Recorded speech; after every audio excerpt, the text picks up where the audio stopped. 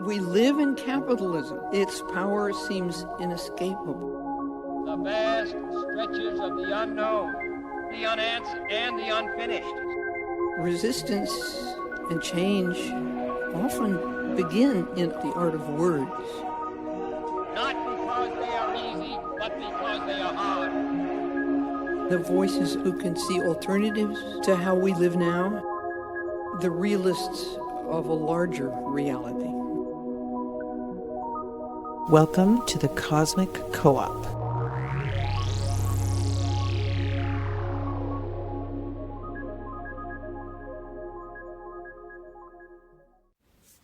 Hello, friend. We've made it to episode 9. Thank you for being here. I'm very excited to bring you this episode's guest. I got to chat with the wonderful Venusian chef, Sydney Chin, and we got into some very interesting things about the culinary industry and capitalism, and I'm very excited for you to hear Sydney's take on cooking and ancestry and what dining experiences really should feel like for the people who work behind the curtain, so to speak. I do want to say, if you are hungry, if you haven't eaten in a while, go pause this and go get yourself a snack or something to eat, because if you don't, you will be hungry by the end of this episode. I definitely walked away with a growling stomach after talking to Sydney, so make sure you've got that covered. And before we even get into any of that, I just want to say, how are you? How's it going out there? What are you going through right now? Everybody's going through something right now. And man, shit just can really feel heavy. I hope that you are finding ways to move that heaviness around. I am more unemployable than ever. So are a lot of us, because a literal shit ton of government employees have lost their jobs in the last few months and are now flooding the job market through no fault of their own. But it's been tough out here. As the memes go, the job market is, in fact, incredibly autism unfriendly at the moment. And as a result, I am following my dreams, y'all. Because what else is there to do? And on that note, I wanted to let you know that this podcast has a website now. Yay, we have a website. Woo! Very excited to have a home for this work. It's now thecosmiccoop.com. All one word, no dashes. The Cosmic Coop, if you nasty. Man, it already feels better to have a space dedicated to this, and to be combining this with the work that I'm going to be putting out in the future as I continue to follow my dreams.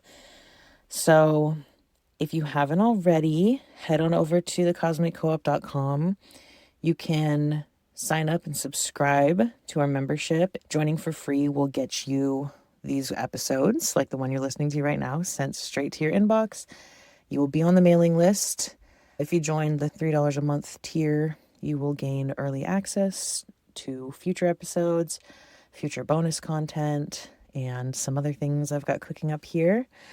And of course, if you join the $6 tier, you will be entered into our private anti-capitalist business owner group chat and be able to join our shame alchemy circles for business owners that I've been hosting. We just had our second one last night, and I'm still soaking in that experience. Honestly, it was incredibly nourishing for me. Got some really good feedback from the people who were there.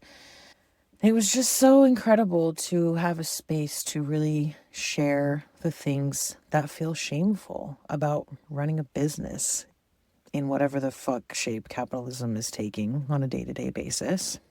I'm going to be hosting another one next month on May 19th, but after that, they will become paywalled strictly for the $6 tier. So come join us on May 19th if you want to get a free taste of that. Been loving it so far. It's really important to experience being witnessed in that way, to experience expansive recognition.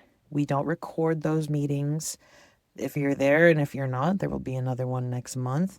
We keep it just to the people who show up, and everybody participates and everybody shares.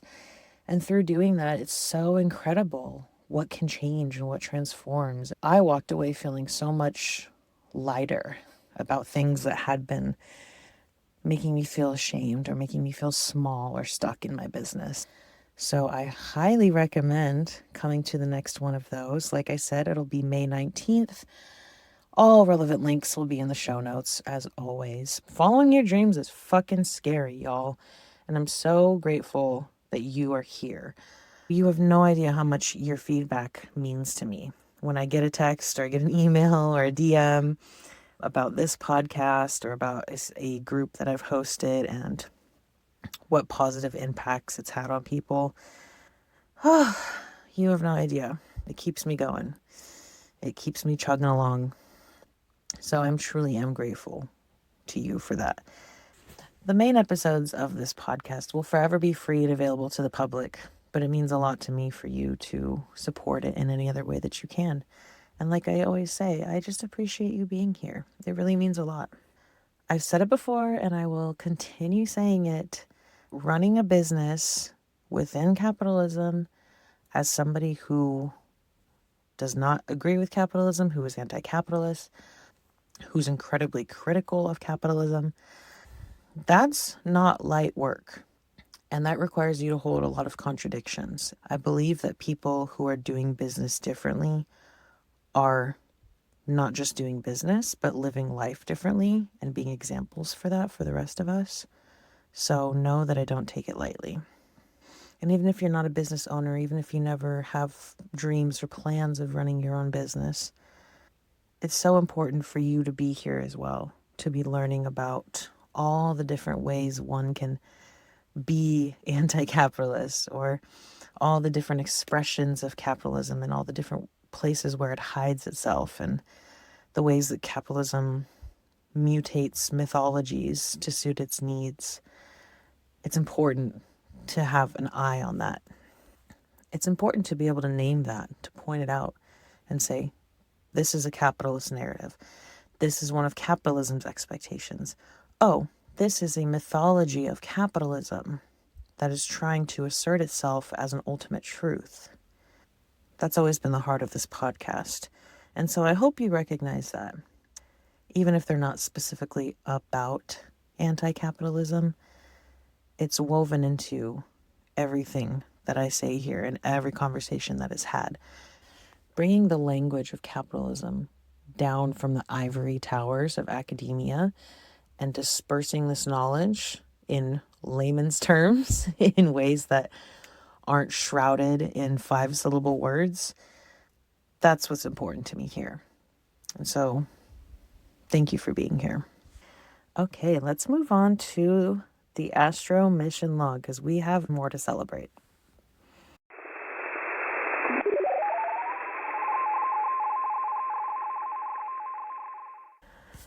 All right, it's finally time. Mars has left Cancer. Oh, the relief. I know that Mars in Leo is just as agitated and fiery as anybody else in Leo, but you cannot deny the shift in energy from Mars in Cancer to Mars in Leo, and the shift in vitality and the shift in brutality also. I don't care what anybody says. I am celebrating this. Mars is not in Cancer anymore. This was a huge part of the astrology of last year and this year, this Mars retrograde in Cancer, and I am just so glad to be past it. Now we are officially in Taurus season, and I know because I stepped outside today and everything smelled like cow shit outside. They are fertilizing the fields near my house, so that makes sense. And what we're left with now is staring down the rest of 2025 astrologically. We've got Saturn and Neptune in Aries for a little bit of the rest of this year before Saturn retrogrades and goes back into Pisces for a little bit. We've got Jupiter entering Cancer pretty soon here. And I really strongly feel that it's going to be a hot, wet protest summer. I'm not much of a predictive astrologer, but Jupiter and Saturn throughout the beginning of the summer, creating their big cardinal square with each other, is giving me the heebie-jeebies in terms of systems of power, in terms of restrictions on autonomy, particularly if you have a uterus. That's going to be very interesting as the temperatures rise and more unemployed people, such as myself, end up taking to the streets, no doubt. But truly, I am so relieved to have Mars in Leo. You have no idea. And speaking of Mars, Neptune is officially in Aries, and this is something that I was surprised that I even had something to say about, because truthfully, I don't talk about the outer planets too much. I don't focus on them super heavily in my type of astrology that I do, but nonetheless, they are there, and it's almost impossible to ignore when an outer planet shifts signs, as we've already noticed with Pluto shifting into Aquarius. So Neptune's ingress to Aries has had me thinking a lot about disillusionment. And really, this is because Neptune is a planet that seeks to merge at its most basic, and Mars is a planet that seeks to separate. So Neptune in a Mars-ruled sign was really making me think a lot about disillusionment. And this takes on many forms, of course. We've already seen some leftovers from Neptune and Pisces era, including things like the male loneliness epidemic, and this phenomenon we've seen of young men being radicalized to the far right as a result of their disillusionment, and disillusionment itself becoming a political tool, a political campaign tool, perhaps more than it ever has been. I feel like we cannot ignore the fact that disillusionment is a powerful political weapon, the same way that illusions and lies are political weapons as well. Neptune has to do with the collective, with a sense of merging into a collective, becoming part of something that is outside of yourself and greater than yourself. This is why disillusionment can so easily become a weapon when the collective hopes and dreams, even if those hopes and dreams themselves have been illusions, when the hopes and dreams of an entire collective turn into a weapon. And this can become a double-edged sword, more specifically, because the things we become disillusioned with can quickly turn into brand new illusions. Part of what makes cults so Neptunian is this desire to merge, this desire to become one with something that is greater than the sum of its parts, that is outside of what you're capable of being as an individual. And so if America itself is effectively a death cult, what does it mean for Neptune and Aries? This is what I've been thinking about a lot. And we need to look back in order to look forward. So that's exactly what we're going to be doing in my upcoming lecture in a few weeks here. It's called The Dream Becomes a Weapon. And we're going to be taking an astrological and historical look at the last time Neptune was in Aries and how that affected the greater systems of capitalism, patriarchy, specifically in the United States history. And we're going to use that to talk about the spiritual power of disillusionment, the politics of disillusionment, and how to recognize and wield this as a weapon on either side of a battle. It's knowing when to pick it up and how to wield it and what to wield it against. So if you're into that, if you like historical astrological deep dives, lectures that aren't reliant on audience participation, this will be the vibe for you. You can join us there on May 12th for that. And I would also love to hear about what you've been feeling particularly disillusioned with lately. I feel like there's a plethora of things to talk about, a plethora of illusions which are collapsing every day before our eyes. It might be easy to point these things out on a grand scale, but what's happening with you? What are you feeling particularly disillusioned with lately? Let me know. I want to hear. Okay, it's time. It's time to bring you the conversation that I had with Sydney Chin. I'm very excited for you to hear their ethos on what cooking is, what cooking should be, and how we can change things from the ground up when it comes to meeting everybody's needs. Very exciting. I'm curious about your introduction to food as a child and how that came to the forefront for you. So I think every kid in like the Y2K era, early 2000s, late 90s, Food Network was all the rage back then. So that was Mhm. like one of my first introductions. I would go to preschool in Philly's Chinatown. So my parents couldn't pick me up after preschool because they were still at work. Yeah. And so my uncle or one of my grandparents would pick me up and take me to their restaurants. So I always saw aunties doing side work, like, for example, snapping the ends off of snap peas, Mm. or like filling dumplings or wontons. Ironically, though, when I was a kid, I wanted American food. Like I really wanted mac and cheese and PB&J. But now looking back, I'm like, I had all this great food around me. And then also my dad's just like a really great home cook. He doesn't cook as much anymore, except if it's for the dog, but Yeah. dogs can't really eat seasoned food. So I guess that's not as much cooking as he used to, but every weekend morning we would like make pancakes, waffles, something like that. And so he was really the first person who taught me how to chop things, make different things, and also cook steak, how to use a wok, how to make Mm. omelets. Yeah. Every sleepover that I had as a kid, even now, my friends still talk about, oh, your dad's omelets are so good. How does he do that? I'm like, I don't know. I'm not good at cooking omelets, ironically enough. Oh my gosh, cooking eggs is tricky. I worked at like a breakfast place for a year or so, and I was in charge of the morning breakfast sandwich run, and I learned so much about eggs in that time frame. They're really temperamental when it comes to cooking. I love that experience you were talking about of being a kid and wanting like typical American foods or just the stuff that's advertised to us all the time. Because that's how kids are. There's kids who always want whatever they don't have. Yeah, and you always like want to fit in. I grew up in a really white suburb Mm. outside of Philly, like a couple towns over from Cherry Hill. We were pretty close to the Cherry Hill Mall, if anyone knows where that is. Mhm. Kids would have like sandwiches most of the time. And honestly, I'm not a big sandwich fan generally. Even now, I'm just like, okay, I can do a BLT. Those are solid. But like most other sandwiches, unless it's a hot sandwich, I don't really care for it. Oh, I'm not a hoagie person. that's fascinating. So is it like it was pushed on you too much?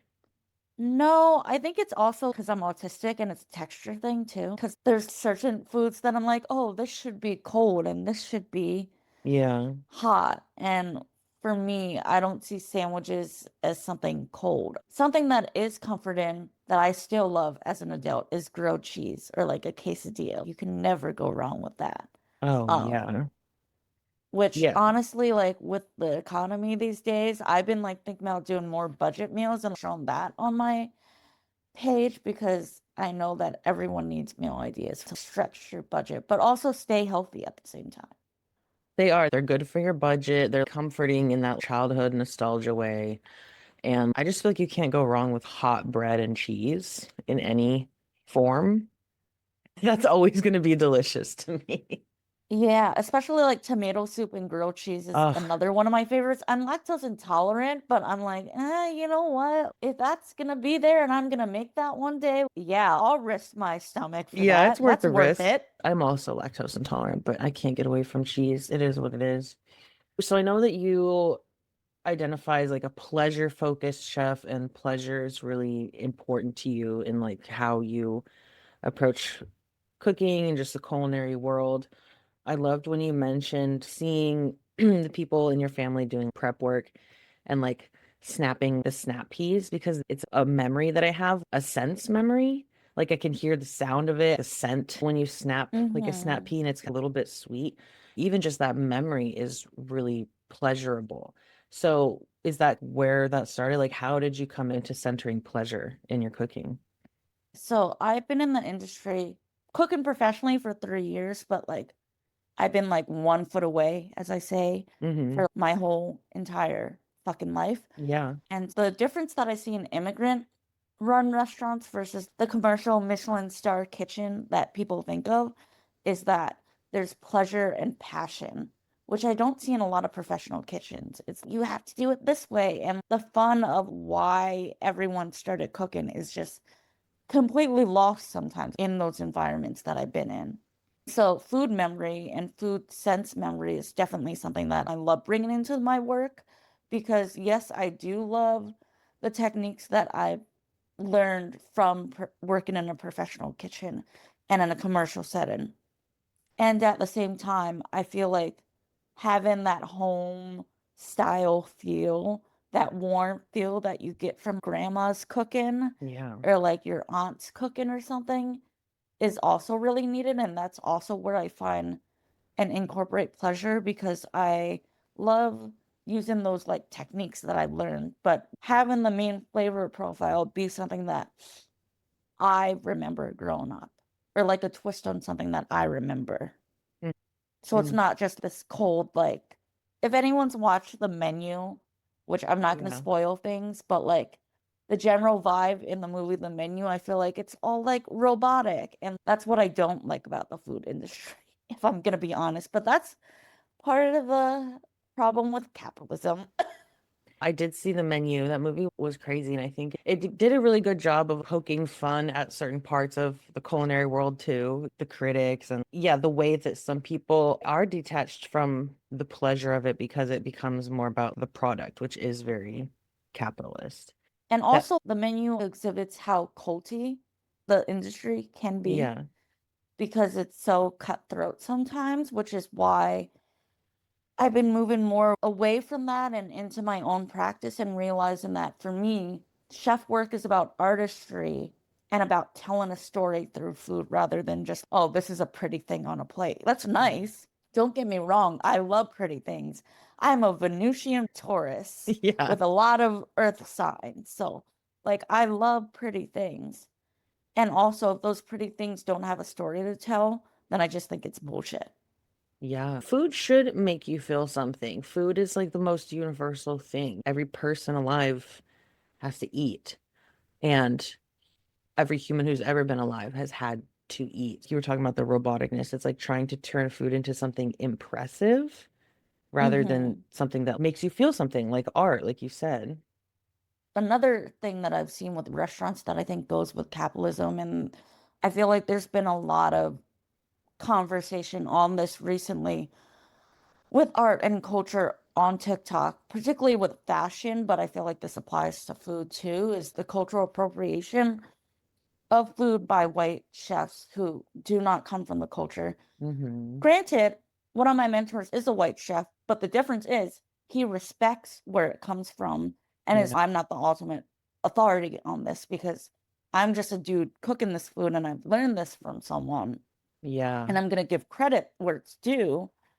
Whereas I've seen with a lot of white chefs and also fashion designers, like the whole pepper mayo Indian inspired dress conversation going on right now. A lot of people just take without acknowledging where it comes from or even collaborating with people who have that lived experience or who come from those cultures. And I think that's an issue in food too. That there's a type of food called New American. I get that from a Yeah. food perspective, but from a cultural perspective, we're borrowing from other cultures, but are we actually acknowledging those cultures? And also, who's in the kitchen?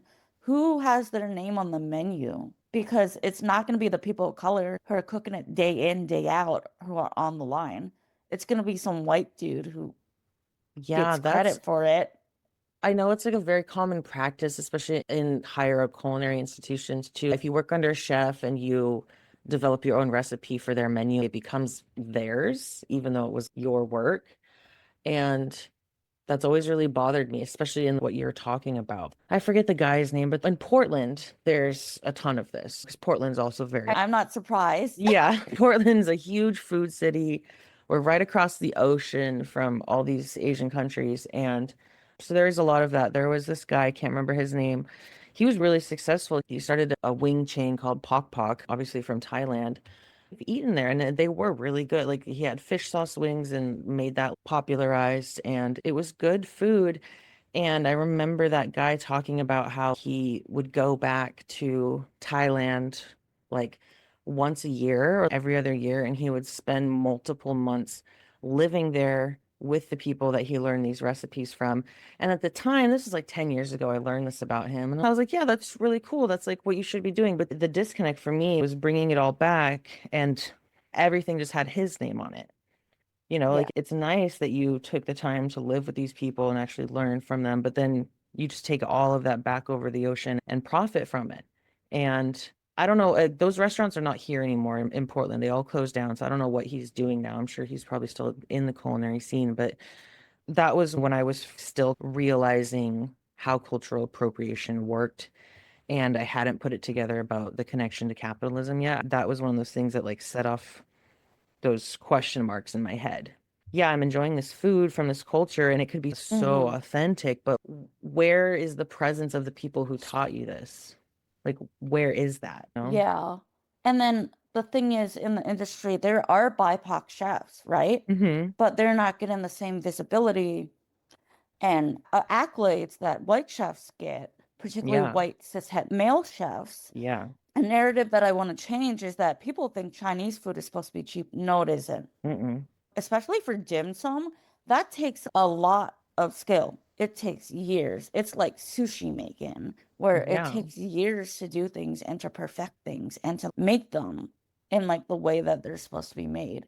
Because people ask me, are you going to do soup dumplings? But I'm like, no, I need to Mm-mm. properly learn from my grandparents and to mess up in private a lot Yeah. before putting this out in the public. Yes, that's something that I definitely want to do because it's in my name, but like I don't want to do it right away because I want to be able to do it in the way where my grandparents are teaching me and Mm-hmm.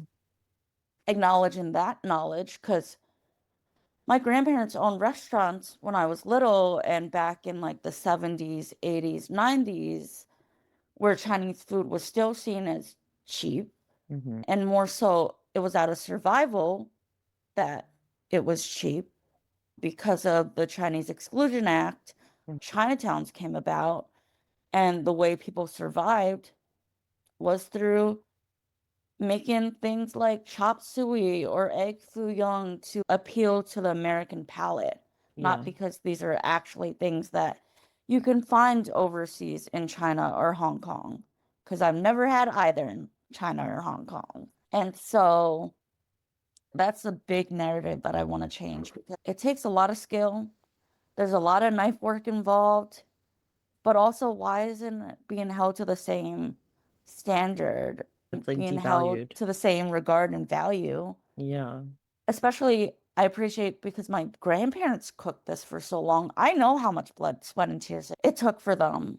Mm. For me, it's more about moving beyond that and also being community minded because that's the thing I also admire about my grandparents' restaurants. When there were new immigrants coming in, they would always try to find them a job or give them a Mm. job in the restaurant, Yeah. which I think is really great about immigrant-run restaurants. There's that community backbone, but you don't see that in a lot of Michelin star restaurants where Mm. people are acknowledged and humanity is acknowledged because that's not an ingredient in that recipe or that structure. What you're saying reminds me of how much, obviously, food is deeply ancestral, but like you're describing, there's whole cultural stories that exist around food and around even specific types of food, and serving the American palate. So much of it is separated from that story. So I love that you have this perspective of honoring the past and honoring what's ancestral and what is from the culture that you were raised in, and also saying there's other ways to relate to food where it doesn't necessarily always have to be something that is grueling or something that is hard, even though the hard work can be rewarding sometimes, like the pleasure aspect of it, right? Because you're talking about Yeah. your people, your family using this as a tool for survival. And of course, that's incredibly valuable. But what goes beyond survival? For me, with food, going beyond survival looks like playing with my food and playing with these flavors that I grew up with. Mm-hmm. But also, I've had the privilege of being able to travel around the world. So, like, I've gone to Hong Kong like 3 different times Nice. in my adolescenthood to young adult years.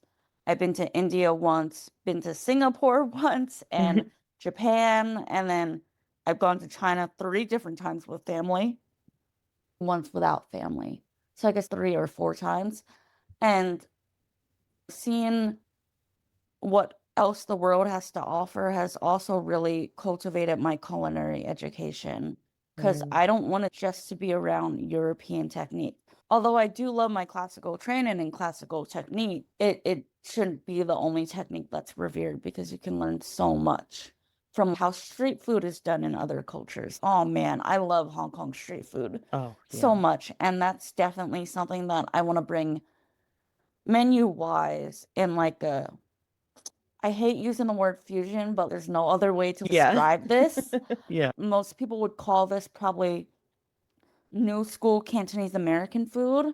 Yeah. So like places like Potluck Club in New York City, Rabota Food in Quincy, Massachusetts, Mm-hmm. and then Mr. Jew's in San Francisco, and Bonnie's in Brooklyn are all big examples of what new Cantonese American food looks like. And these are all people that are like millennials, so a little older than me. I'm like the end of millennials, but the beginning of Gen Z. A lot of folks in my age range and younger are doing things like that. And it's so cool to see, because Chinese food, when I was growing up, it wasn't necessarily like that. Yeah. That's more of a recent thing. And it's such a cool thing to see, too. I'm curious about what are your feelings on Anthony Bourdain?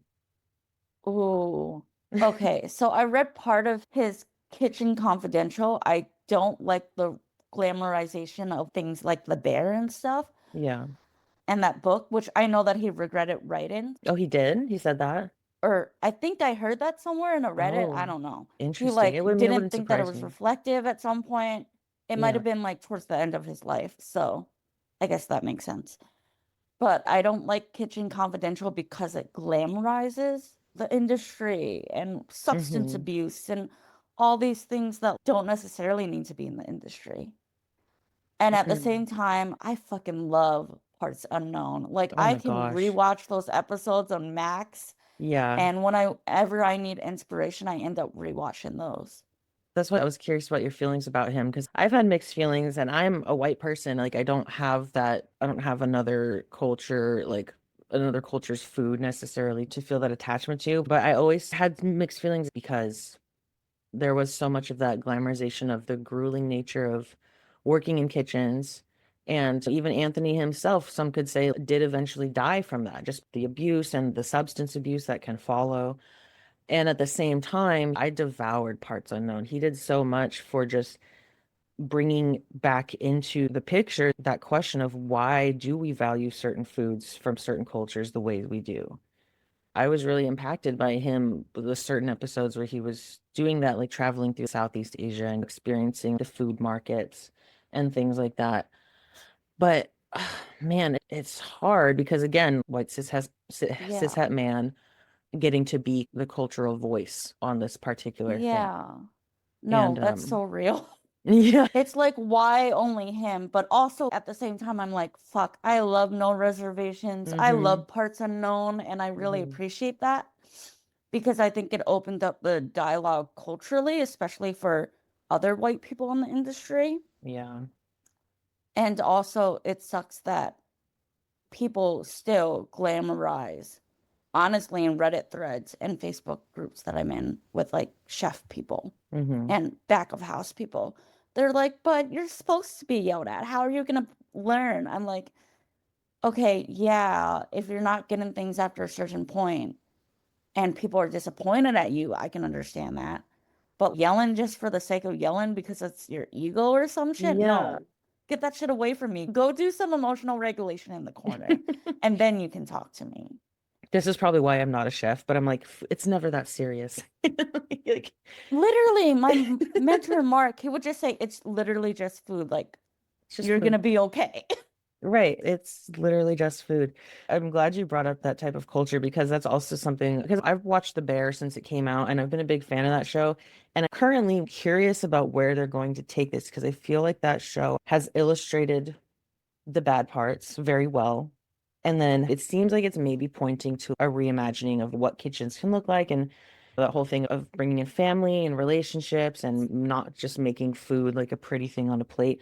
I'm a little bit nervous that the show won't land it. You know what I mean? Yeah. So I don't quite know where it's going to go. I tried to watch an episode, but I Hmm. have really bad PTSD from Oh, a yeah. multitude of things, including the kitchen. Going to work, and I'm like, I can't do this unless I want to have a whole panic attack for a whole day and have to take some like of my anti-anxiety med and knock myself out. Yeah. Then no, but I do watch in the pit, which is weird because a lot of healthcare workers who have also been in food at some point are like, oh yeah, the pit is like the bear, but for hospitals. Right. Yeah. Pretty much everyone I know who's ever been a line cook or worked in kitchens, they say that same thing. They're like, watching The Bear is hard. I feel like I need a cigarette. The show is doing a very good job of conveying that feeling of how awful it is. I really hope that they get the messaging right. It's just one TV show, but if we fall back into accepting the narrative of this is what working in kitchens has to be, or if serving food for people at a high level is like serving in the military or something, I really hope that's not where they leave the messaging.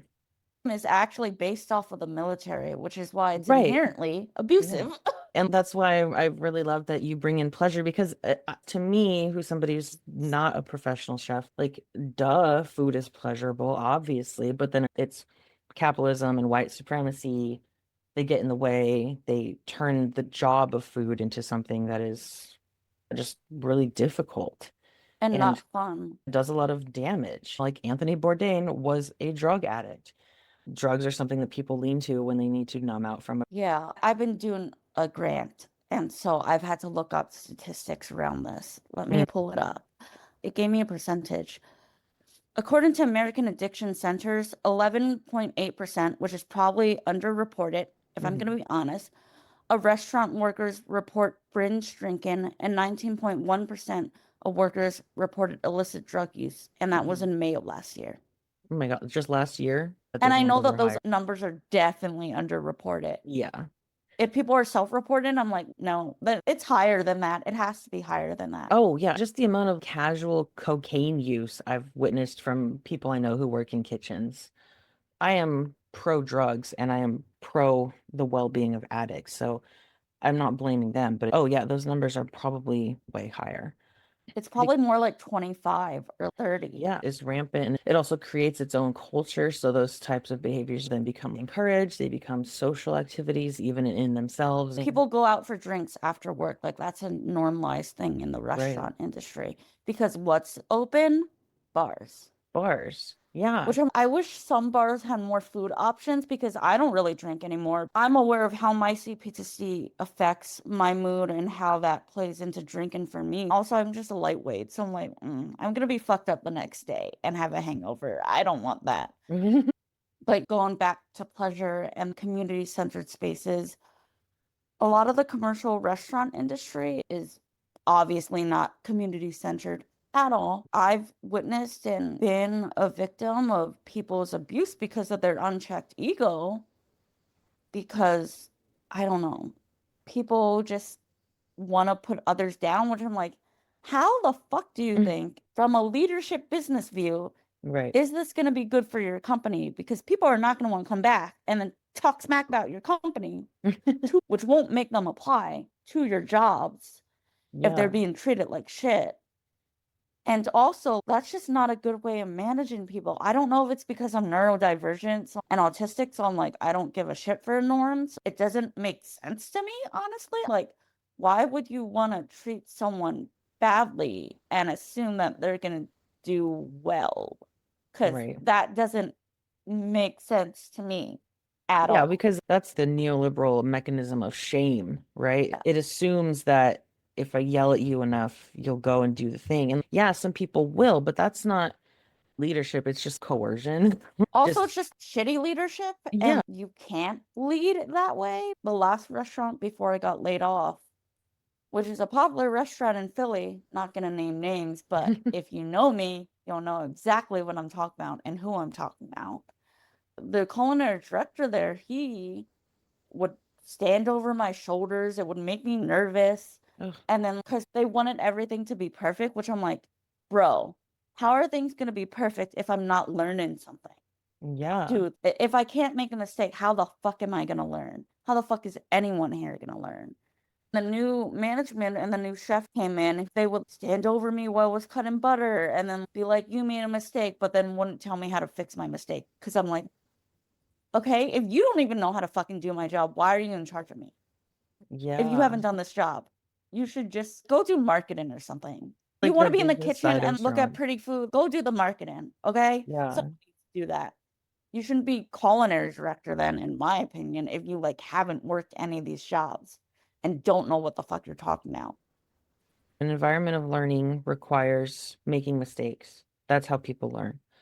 But there's also the lack of the collaborative spirit, right? Like that Hmm. lack of creative collaboration, which is to me what is so cool about food and culinary stuff. Because I don't really cook. I have a few meals that I can do well, but my husband's the chef. He's the one with the tourist placements in our relationship. And I've always been so fascinated at how it is so creative. There's technical stuff, there's logistical stuff behind cooking too. But when that creative, collaborative spirit goes away, then yeah, you really are just replicating that type of military system where everybody reports to somebody and there's somebody who's in charge and making the shots. To me, that's so disconnected from the act of nourishment. Yes. What do you want to see? Like, how do you envision these things for the future in terms of changing the culture of the culinary world? So my mentor, who I learned so much from, Mark, bless his soul, Mhm. he's someone that I really look up to and really admire his leadership style. Also, working in food justice spaces has taught me a lot Yeah. about how I want to see commercial kitchens run. Because I think that there can be more of their structure. Polyamory is like the best way that I could describe the structure, Yeah. like non-hierarchical polyamory. So Hmm. when you apply that to a food sense, these people have these jobs that they function as because they have XYZ experience. And at the same time, we're all learning together. We can have input. Like you can check on, okay, the person who's running XYZ dish, is this what they want? Or lead in the kitchen. It can be more communicative. And people in the restaurant industry and the commercial industry, a lot of them do not know how to fucking communicate. Hmm. I think that's why I stand out in the industry and am very different from a lot of the commercial industry because I think being a sex educator prior and doing relationship education, specifically polyamory education, I am very aware and have to know how to communicate. And for me, I rather over communicate with someone and show them multiple times, like a few times till they get it, than, I don't know, be over someone's shoulder. Whenever anyone's been over my shoulder, it hasn't gone well. I'm a nervous wreck. And then food justice work, because it's so community minded. Hmm.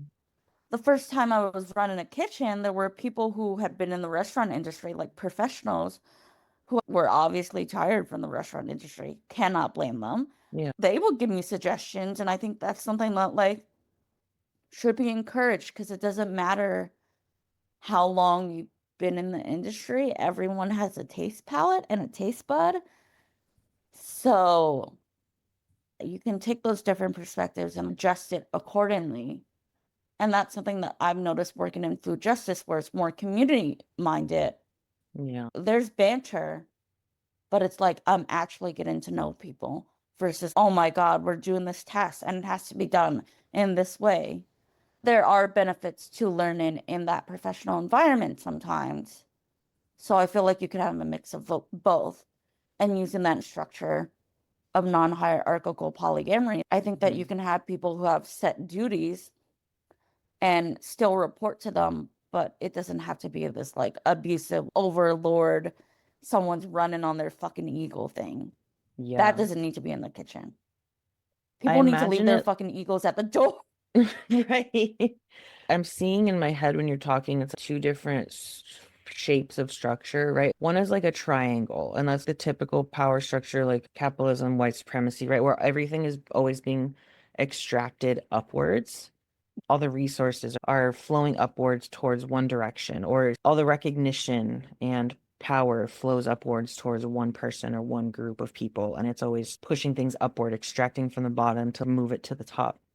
Whereas the non-hierarchical sense, to me, it's like more like a mycelial network, right? It's like more like a web where different points are all differently interconnected, and maybe there's like a center to that web where we're all working towards that center. I like that you brought in non-hierarchical polyamory into this because I don't practice it, but it makes perfect sense to me. It's about people knowing what their role is and being able to have autonomy within that role, as opposed to just Exactly. my role serves somebody else, or I just report to one person and they have the final say.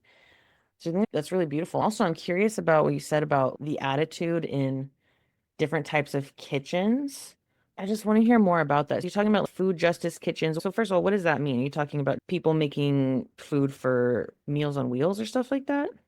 So like food mutual aid, smaller mutual aid groups that Okay. are, I guess, run more autonomously, if that Mm-hmm. makes sense, with more of a committee centric space, Mm-hmm. which obviously I have my own misgivings with that because sometimes they're not the most organized. But that was my learning ground. And I'm so grateful that the People's Kitchen Philly, which we're going to link, was my learning ground because I learned so much there and I learned without putting too much pressure on myself. And that's the thing with professional kitchens. Going back to food justice, Yeah. oh my God. In the last kitchen I worked in, there was so much fucking food waste. Like with Oh, bones and stuff, I'm like, why aren't we making broth for staff meal at least? Come on. We uh, could be using stuff for broth or stock. But we would just throw away so much. And I just didn't get that. Especially coming from a food justice background, I'm just like, huh? Why would you do that? yeah. This is perfectly good food. Come on. The times that I've worked in culinary settings, the amount of food waste, it would always blow my mind. It's one of those things where if I think about it for too long, I start to get really depressed and like despondent about the world. But you're saying that the food justice kitchens, they even have a different approach to that. Yeah. And I think this is something that I've learned from family too, to an extent, that nothing goes to waste. Like you always Mm-hmm. find, which is why I lately with the economy the way it is, I was deveining shrimp for us the other day and I was like, let me just save these shrimp shells Mm. for shrimp stock. And then I was working on mushrooms the other day. So I saved the mushroom ends that you don't really use so that I can make mushroom stock out of it. Commercial kitchens Professional are not kitchens doing don't that. always do that, which I do not get at all. Yeah, they're not really doing that. I think part of it always comes back to capitalism too, where it's like a food justice kitchen has taken away the capitalism bit where they're trying to profit, right? We're just here Yeah. to feed people. And that totally orients the way you do everything. Whereas in a commercial kitchen, we're making food to make a profit. And we're also perhaps making things to order. I think about food waste a lot because of the convenience that's demanded. It means we have to Mm, keep so many things available all the time, but you never know what's going to be demanded on a day-to-day basis. Like you can guess, you have your pars and you do your math, but there's inevitably waste because yeah. of that, because they're bringing in their money, they get what they want on demand. And I'm not saying that's a bad thing, but it's just something I Right. think about a lot. Whereas I also have noticed some of them, they're Michelin star or whatever, but the restaurants that tell you what you're gonna eat, like they've got the set menu, that has always piqued my curiosity in terms of how food waste works. I Yeah. wonder, there's got to be less waste and you're not making to order. But then, like you're saying, when you just focus on feeding people, then it's not even about convenience. It's maximizing the resources available to us Yeah. for like And the I think greater that's good. something missing from kitchen, actually maximizing their many resources that they Mm-hmm. have. I went through a vocational training program Mm-hmm. for my culinary experience because I was not about to pay more student loans. No, thank you. So I was talking to a friend of mine and she was like, do you notice that people like look down on you because you went through a vocational program?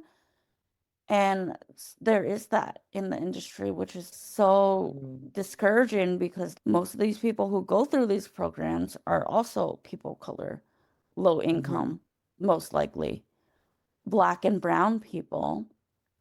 Yet it's looked down upon. But I know my friends who've been through these programs can cook.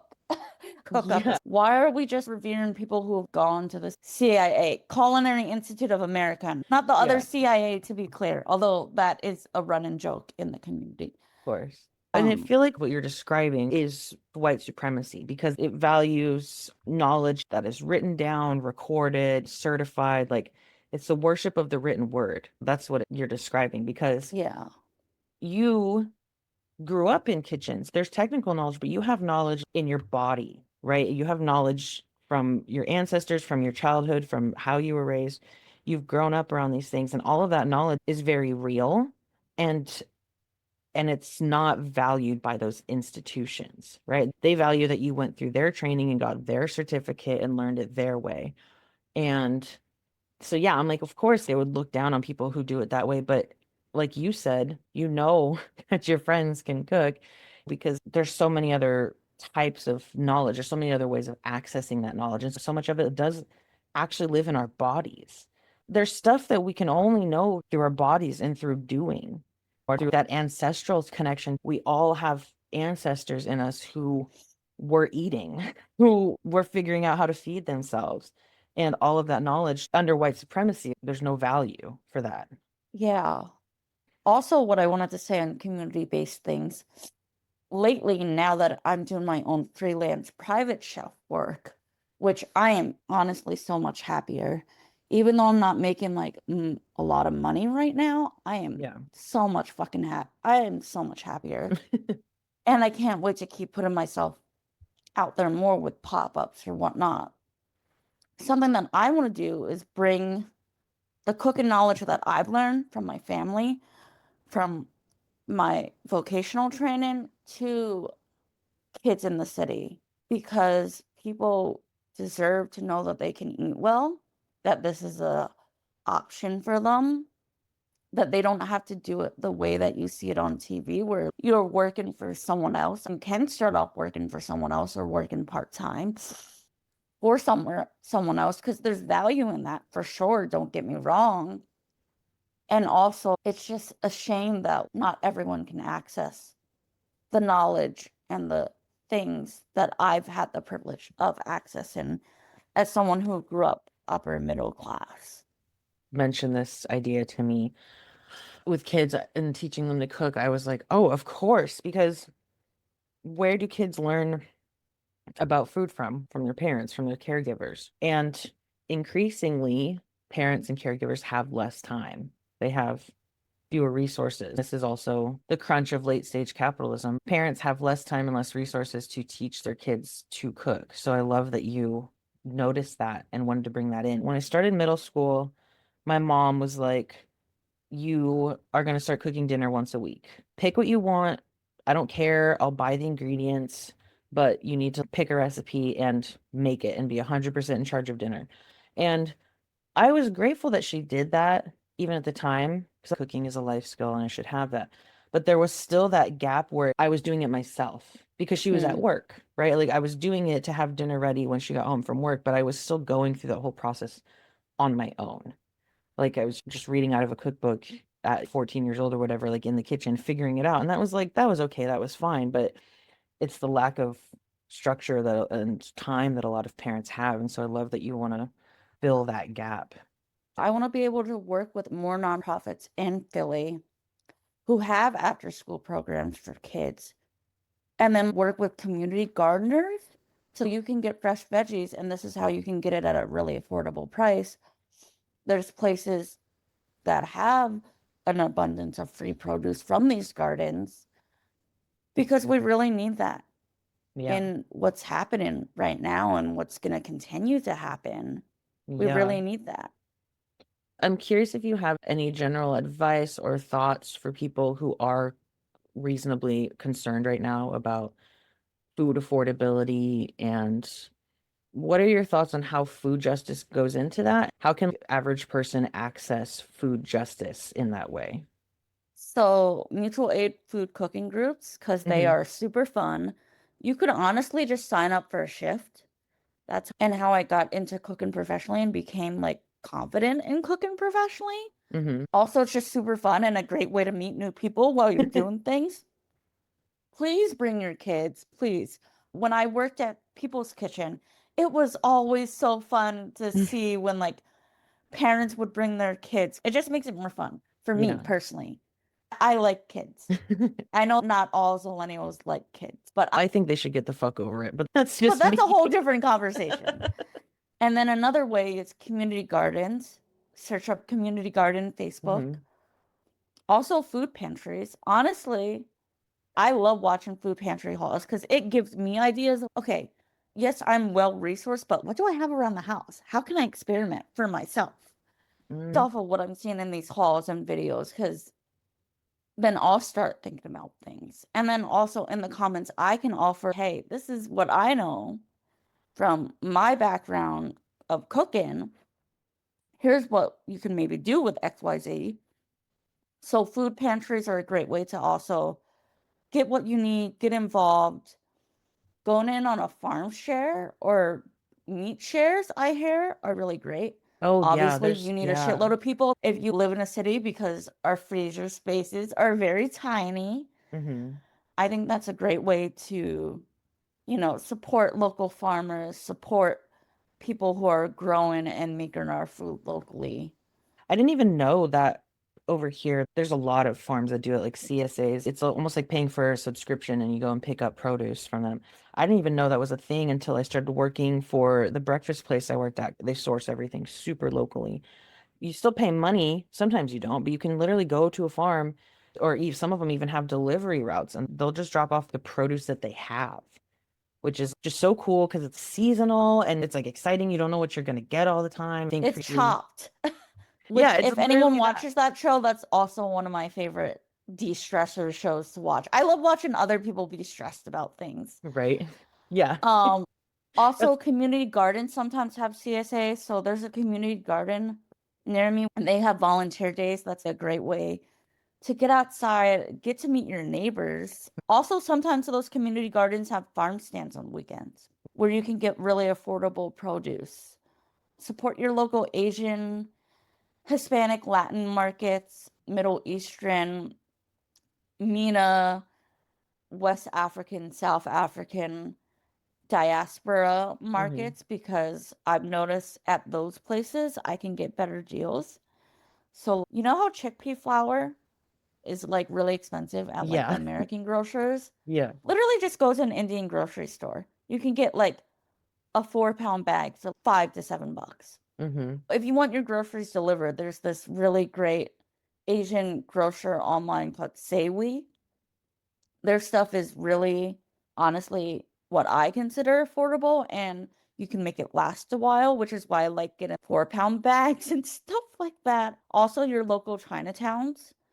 If you want a plethora of jasmine rice, you can get like a 10 pound bag for $30. It's gonna last you, depending on how much you eat rice. If you Yeah. don't eat rice that much, it could probably last you for 6 months to 8 months. Yes, that's all really good advice. I think what I'm hearing in a lot of this advice too is some of the obvious stuff. Yeah, meet your neighbors. We're going to need each other. We're going to need to learn how to take care of each other. Even if things don't get horrendously bad, it's like you should still know your community. That's always a good thing. And it sounds like connecting with the resources and the cultures that are immediately around you. Yeah. Because I think about grocery stores and like all the Mm, food waste. And it's not to say yeah. that other smaller stores don't experience waste, but I don't know. I've just been feeling really disenchanted with American grocery stores lately. Yes, the prices and stuff, but outside of that, I don't know. The presentation of food, I'm myself am craving just like something way more personal these days. So real. Oh, also local buy nothing groups. People will just give away shit. They do. Like in general stuff, but Yeah. also food stuff. I frequently see if someone got double or triple whatever by accident from their Instacart order, people will Yeah. just put it on there. Oh yeah. And that's a Buy really nothing great groups. resource. Yeah, buy nothing groups are incredible. Like the gift economy is something that I think is gaining popularity these days. For obvious reasons, people are stressed out about their money. But even compared to 10 years ago when I first learned about buy nothing groups, I feel like it's really picking up steam. For anybody listening who doesn't know about buy nothing groups, the best way they work is unfortunately through Facebook groups. So you do have to go on Facebook, and if you don't want to be on Facebook, that does suck. But they're hyper localized. So it's not just buy nothing for like your city. They will split them up based on neighborhoods or cross streets. So usually if the group is being run appropriately, when you join, you have to confirm your cross streets where you live, that you're in the right area, because the whole point is to be super local, hyper local. The point is to get people to know their neighbors. And there's caveats to things. There is a buy nothing app. I don't know how well it works. I've never tried to use it. The founder of the buy nothing movement is unfortunately a huge Zionist. So like I have to separate that, because buy nothing is a good thing. If you start Googling and you look into who created it, you might run into some unpleasant political views, but it's hyper localized, and that's what's really cool about it. And like you said, people do give away food. I've even done it. One time I got the wrong pizza delivered to my house and I posted it on Buy Nothing. I was like, I'm not going to eat this. Does anybody want this? And in 20 minutes, some mom came by in her car full of kids, and she looked so grateful to just have this pizza and not have to pay for it. When you approach a Buy Nothing group, yes, it's so exciting. There's things you can get, but also get creative about what you can share too, because Yeah. we have so much stuff in our houses, a lot of us, that we don't realize could be shared or that we need to even get rid of. I also wanted to add to your list of advice that your local library, on top of all the other great things that they do, a lot of them you can rent out things like appliances. You can rent out like a lawnmower. It's probably not in every single library, but one of the local libraries here has a library of things. And I looked through it once, and it was just like anything you could think of. There was a popcorn machine, there was a trampoline, and you can just check those things out for free. And That's awesome. you'd have to check and see what according to your library, but some libraries have these. And especially when it comes to learning how to cook too, if you need certain equipment, obviously not everybody can buy it. You can look for it and rent it out. Also, like with cooking, you don't need fancy knives. Obviously, Mm-hmm. people in the industry might have those.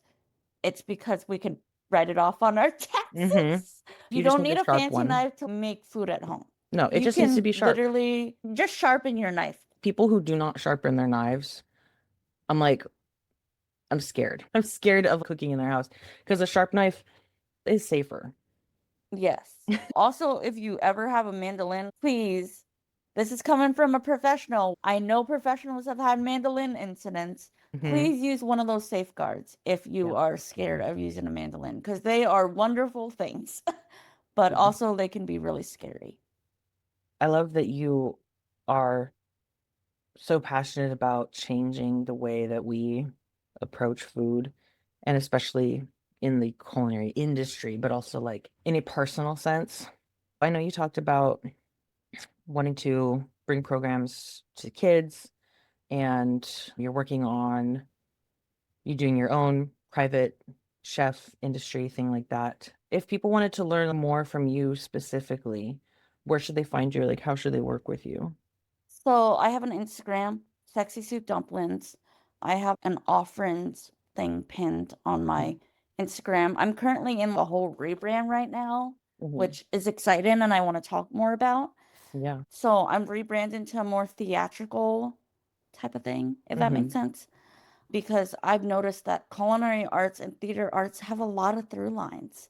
Like when you're making a menu, it's basically crafted in musical in a way, at least to me, as someone who's an Oh. avid musical theater fan. And my dream that I've been manifesting this year into my next year as I get into my Saturn return is being able to go to New York every few weeks to cook for Broadway stars who are crossover into television. So people like Audra McDonald, oh my God.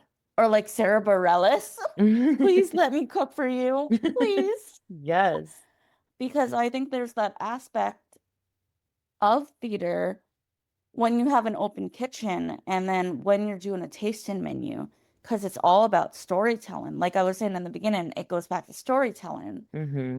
And I think that's what a lot of restaurants lack. They think they have the theatrics.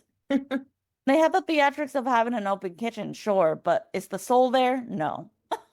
Yeah. Oh my gosh, that is actually blowing my mind as a former musical theater kid myself. I never thought of a tasting menu that way, but it does make perfect sense. It is a story. And just like in musical theater, you are leading people through an emotional arc, which is also so true of meals. Like meals are an emotional activity. Yes. Oh my gosh. Also, my website is sexysoupdumplings.com. It's under construction right now, but I do offer private cooking lessons. So I come to the person. Hey, if you want to fly me out for a whole weekend so that I can teach you how to cook, I would be so down for that if someone wants to do that. Yeah. One of my other dreams this year is to do bachelorette parties because I'm like, that just sounds like fun. Or like birthday parties. That also sounds like fun. Mm-hmm. I just love parties. It's the Taurus energy that I Yeah. have and the Venus ruled placements that I have Yeah. coming out. So I offer those starting at $77 an hour, minimum 2 hours if it's 6 people or less. 7 people or more, it's $77 per head, starting at that. It obviously depends on what the fuck we're making, how much prep work that I'm gonna need to do, what I'm gonna need to teach people. But I'll give you a grocery list to shop for yourself. If you're in the Philly area, I will give you places to source from that I know restaurants source from Mm-hmm. and that I know are good in quality from working in the industry. I also do private dining experiences starting at $150 a head. And that's more like bringing the restaurant to your house. So we come up with a menu together. We talk about what you want in it. Also, I'm really serious about allergies because I have a peanut allergy after having COVID. So I take allergies really seriously. Yeah. I don't get why people don't. I also do parties. So if you want it more of a party, I can also do that as well. And we can talk about what that pricing looks like because it varies. And then I also do cooking classes. But again, that price varies depending. If you're a nonprofit, I'm going to charge you a flat rate that's like on my lower end of the scale. But if you're not a nonprofit, the sky's the limit, basically. But I love working with kids. I think it's the inner theater kid in me. Kids are so imaginative, and I remember being that age, and I feel like they absorb so much information. They do. And then also something I'm starting to work on is food tours in Chinatown, because I noticed that all the food tours in Chinatown are held by white foodies, which like Oh, no shade to them, but they don't necessarily understand the cultural and the familial things. I would say maybe even a little bit of shade to them because as a white person, why are you giving Chinatown tours? There are other places you could give food Like tours. literally there's everywhere else, but unless you like have someone who's leading it who is grown up around there, then that's like a different story. But most of them are white. So I'm planning that and working on that right now. And also working on pop-up dinners as well. I just talked to someone at a queer community night, so I think I'm gonna be doing a pop-up dinner in Bella Vista soon.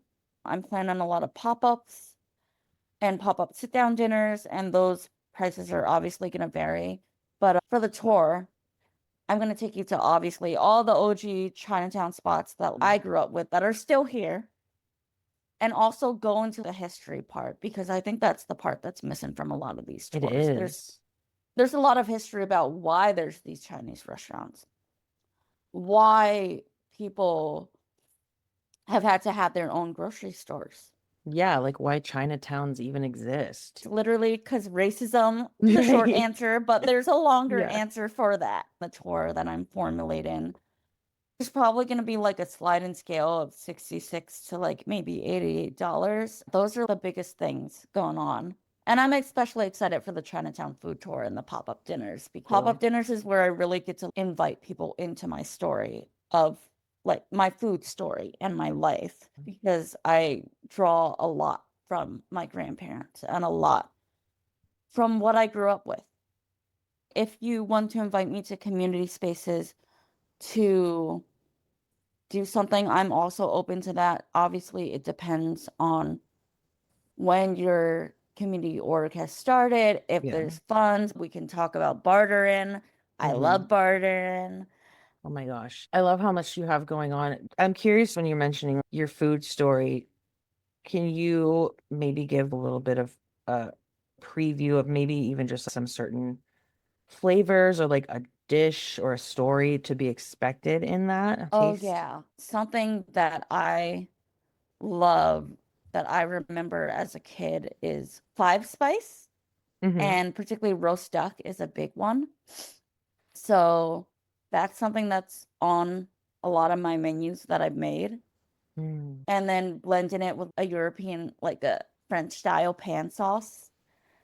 And then like some type of puree, because that's like the very like French way of eating things. But I like that because it's very comforting to me as an Asian American person. And then also highbrow, lowbrow stuff. I love, love, love that. I want to incorporate spam into something. I don't know what yet. Oh my gosh, love It's something that I grew Yeah. up with and that my parents grew up with. Obviously, if anyone's searched up the history of spam, it's rifled with a lot of imperialistic colonialism. So there's that, but also it's fucking great. So definitely that, but also I'll have traditional menu items like a whole steamed fish sometimes, just because that's like a core food memory and food story for me. Or a play on chasu. One of my friends who has been a client, I started out doing meal preps way back when, and one thing that I made that I've noticed a lot of people like is this jerk chasu thing. So jerk chasu pork belly is definitely something that I want to bring back in some type of way. I don't know how yet. And then also, I love a good steak and I love a good fruit platter. So I'm really inspired by Fruit Som Christian Kwong on Instagram. He was also on Bon Appetit, I think. They're on the Line series because he used to work at Bonnie's Brooklyn.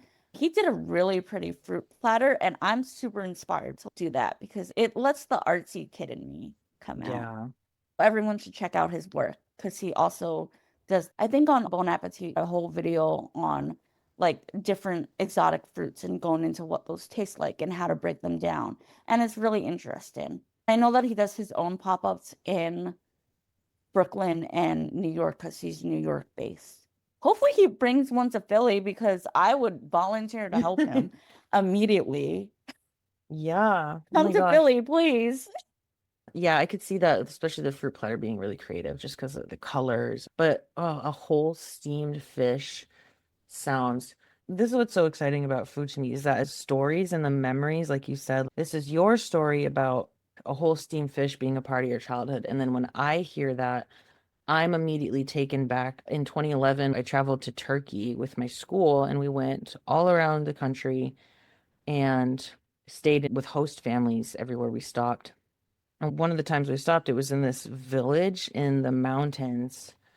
And I don't even know if I could find it on a map because it was so remote. And the village had like maybe a few hundred people in it. And we all stayed with different families. It was up in the mountains. So they had a lake and they grew strawberries. And the first night we were there, they prepared this huge feast, this huge meal with us and basically like the entire village. And one of the things that they brought out was just an entire steamed fish on this big, beautiful, ornate plate and all this other delicious Turkish food. But it was so like, that's the memory that I have about a steamed fish. It's so special to have that in my body. And it's nice that you can relive things through food. And even now, like every time I have strawberry jam, I think about those people in the village. They grew their strawberries and they made jam. And I got to bring some of it home. And of course, it was just like the most delicious jam I've ever Sounds like a tasted. dream, honestly. Yeah, it was incredible. And it's a mostly Muslim country, so they don't use gelatin. So the jam was really more like preserves. And it was just, Oh, oh my God, the strawberries, I've never tasted anything like it. But When you said that thing about the fish, I was like, oh, that makes me want to have that now because I have my own story. Yeah, and for me, bringing the food stories, the biggest compliment is when someone tells me that it reminds them of their grandma's cooking or something. And I'm like, okay, I did it right. Like, Right. I honored my ancestors the right way, but also still in the way that I want to honor them. Because I know that they probably wouldn't be doing French technique that No. I grew up with. It's just very special. I think it's like being able to eat the foods that people have eaten in the past. It is time travel. You're getting an experience that they had. You're getting to have a feeling to taste and to taste that they experienced. It's very cool. Yeah. Is there anything else that you wanted to share? Stay tuned for the pop-up dinners. I am on Instagram. I do reels. I'm going to be doing more also diabetic friendly on budget foods because lately I've been craving that. Mm-hmm. I think I might do like a quesadilla dal type of thing. So like lentils and beans. Oh my God. Yesterday I went to community potluck and someone made black lentil dal with pinto beans or kidney beans and it tasted like chili. It was so Oh, good. that sounds really good. It was so good. But I'm going to be doing more of those recipes because I've noticed the diabetic friendly recipes on the internet are just almond moms and it has no seasoning and it just makes me sad Yeah, to see it. you gotta fix that. I do. Oh, and I'm going to be doing more baked goods because apparently I'm not a baker, but I made a sweet potato pie yesterday and people loved it. So I'm like, Oh, you know what? Maybe I should make this for the gram to yeah. walk people through that. Because again, baked goods for diabetic friendly just are like average. This has been so cool. I feel like I learned a lot. If you're listening, please fly Sydney out. And especially if you want to fly them out to Portland, I don't have the money for it right now. Or if you have a restaurant in Portland and you want Mhm. me to pop up there. Yeah, please. And also, if I got a private chef client at the same time, I can make that happen. Thank you so much for sharing. I really do appreciate it. And yeah, I'm really excited for everything that you're doing, especially the food tours. I think that's so invaluable and something that needs you specifically. And also with the kids, because I love that. And I think it is so important to bring kids around food, bring them in the kitchen, and give them that really important life skill. So I really love everything you're doing. Thank you so much for having me on. So, are you hungry? Did you take my advice? Because if you didn't, I know you're hungry right now. I'm hungry right now. I'm so honored to be able to share Sydney with you. They have such a great spirit, such a wonderful sense of humor, and I can tell that they really truly love food, not just cooking and not just serving people, but food itself and the experience of that. And God bless tourist placements, honestly. Please follow Sydney. If you're in the Philly area, please reach out and hire them. Do a Chinatown tour.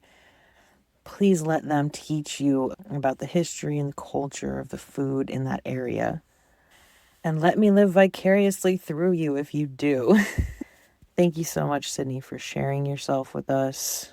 And very excited to see where this goes. As I mentioned before, you can join me for my newest lecture on Neptune and Aries and disillusionment. You can join us on May 12th. You can also join us on May 19th for our next Shame Alchemy Circle. Those are totally free. It's for business owners who are anti-capitalist and feel fucked up about it. I would love to have you there if that's you. And last but not least, join the co-op. Go visit thecosmiccoop.com, join us, be the first to receive the many updates coming out of here very soon. Truth be told, I've got a lot of stuff coming down the pike and I don't want to give any of it away, but I'm pretty excited about it. And I hope that you will get as much out of it as I'm putting into it. So, like I said, thank you for being here. Please give Sydney a follow. Check out their content. You might learn something. And until next time, take care of yourselves and take care of each other.